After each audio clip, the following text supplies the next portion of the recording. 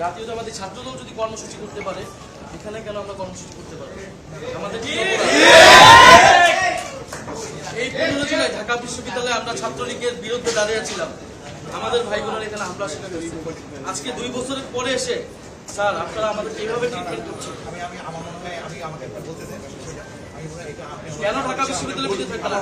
আমরা সাভারে কর্মসূচি করেছি, সাভারে বিদ্যুৎ নাই, এটা আমাদের স্যার আমাদের কাছে এটা নতুন না।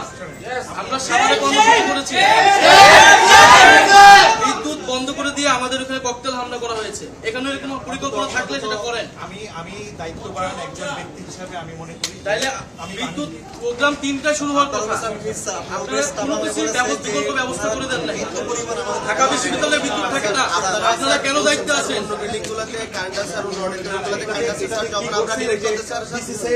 আপনি তাহলে পদত্যাগ করেন, আপনি হিসেবে পদত্যাগ করেন। আজকের এই ঘটনার জন্য আপনি পদত্যাগ করবেন কিনা এটা বলেন। ডিসি প্রক্রিয়া ঢাকা বিশ্ববিদ্যালয়ের প্রশাসন চলবে না, যেটা আমি আপনাকে বলি যে আপনারা আমাকে অসম্মানিত করলেন আমাদের কাছে। আপনি ভাবেন না, আমি ব্যক্তিগতভাবে আমি বলবো যে এই জিনিসটা ঘটার জন্য এটা তো আমাদের নিয়ন্ত্রণে ছিল। ওরা একটা ঘন্টা দেখে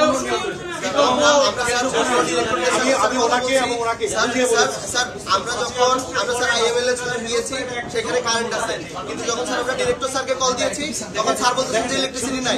স্যার এটা যদি সোশ্যাল সাইটে শুধু হতো তাহলে আমরা এটাকে কোইন্সিডেন্স ধরে নিতে পারতাম, কিন্তু স্যার কলভবনেও কিভাবে স্যার যখন আগে ইলেকট্রিসিটি থাকে আমরা ফোন করার পর আর ইলেকট্রিসিটি থাকে না।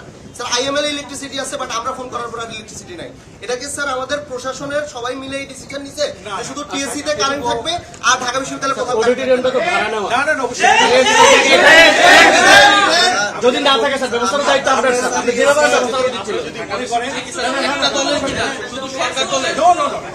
এইভাবে এটা দেখবেন না আপনারা হয়তো আমি এই ফ্যাকাল্টির স্টুডেন্ট, আমি তো ওই ফ্যাকাল্টির একজন অভিভাবক হিসেবে আমি মনে করি এই ঘটনাটা যেভাবে ঘটেছে এটুকু আমি বলছি যে এই ঘটনাটার সাথে আমি অন্য কোনোভাবে রিলেট করার মতো আমি কোন ব্যক্তিগতভাবে দেখছি না, কারণ আমি আপনি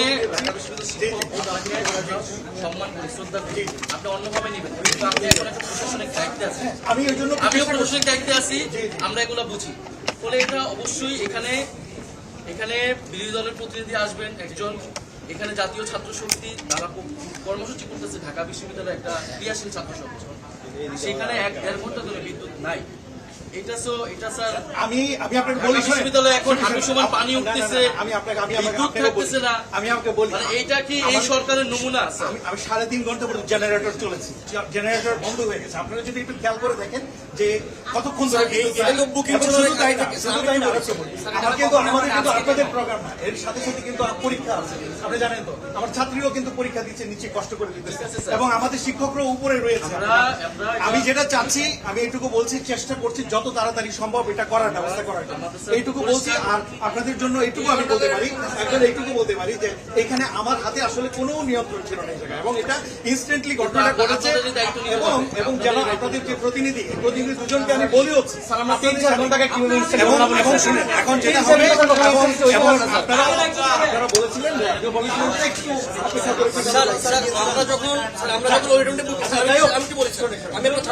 আমরা যখন অডিটোরিয়ামটি বুকিং নিয়েছি, আপনারা এই ফ্যাকাল্টির হিসেবে আপনাদের ফ্যাকাল্টি থেকে ভাড়া দেন, আপনাদের উচিত ছিল যে এখানে প্রোগ্রাম আছে এবং সেখানে বিশ্ববিদ্যালয়ের কর্মসূচি কোথায় আজকের দিন নিয়ে? না আমাদের বিশ্ববিদ্যালয়ের 15 জুলাই স্মরণে বিশ্ববিদ্যালয়ের কর্মসূচি কি? আপনাদের কর্মসূচি আমরা কিন্তু দেখতেছি আপনারা কি আগে কোনো অনুষ্ঠান করেন নাই? করেছি, তাহলে কর্মসূচি করবেন না, আশা করি এইটুকু আমি বলি, আপনারা এইটুকু নিশ্চিত করি যে এটা কিন্তু ইনস্ট্যান্ট আমরা আপনারা যদি আমাদেরকে এখানেও করতে না দেন, আমরা অবশ্যই মাঠে যায় করবো। আমরা আওয়ামী লীগ আমলেও আমাদেরকে মামলার পরে আমরা যে রাস্তায় প্রোগ্রাম করছি, 10 জন নিয়ে হলো প্রোগ্রাম করছি, আমাদের অভ্যাস আছে।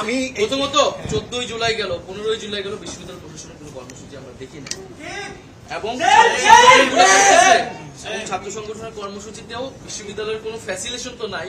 এটা এক ধরনের আমাদের ইচ্ছা হোক অনিচ্ছা হোক একটা বাধা তৈরি হয়েছে। না না না আমাদের তো এই বিষয়টা স্যার আপনারা বিবেচনা করবেন আমি বলছি এবং ঢাকা বিশ্ববিদ্যালয়ের ছাত্রদের কাছে আশা করি আপনারা এটা জবাব দেবেন। অবশ্যই, এবং আমি এইটুকু আপনাকে নিশ্চিত করি যে আমাদের কিন্তু বিশ্ববিদ্যালয়ের কর্তৃপক্ষ থেকে আমরা অনুষ্ঠান এই ফ্যাকাল্টি থেকে আমরা সেমিনার আয়োজন করব এবং এটা আমাদের সিদ্ধান্ত আছে। এবং শুধু তাই না, শুধু তাই না, আমি আপনাকে বলছি না না যাই হোক যেটা হচ্ছে কি না না না আমি অবশ্যই আছি, আমি অফিসে সবসময় কাজ করি। এইটুকু আমি বলি দেখেন এই জুলাই যে প্রোগ্রামটি এটার সাথে আমরা আপনারা করেন স্যার, আমাদেরকে ডাকতে হবে এটা না, বলি না, না। না, অবশ্যই। আপনারা যারা লন্ডন থেকে আসছে না, না, নিউইয়র্ক না, থেকে না। আসছে তাদেরকে নিয়ে না, প্রোগ্রাম না, না, করেন আমরা সবাই মিলে সবাইকে স্মরণ করেন at least। না না অবশ্যই এবং সবাইকে স্মরণ করে সবাইকে নিয়ে আমাদের মতো করি, আমরা আপনাদের চেষ্টা করছি যত তাড়াতাড়ি সম্ভব বিদ্যুতের সরবরাহটা করার জন্য, এইটুকু চেষ্টা করছি। আর এই আপনারা না করলে আমরা কর্মসূচি করে যাবো।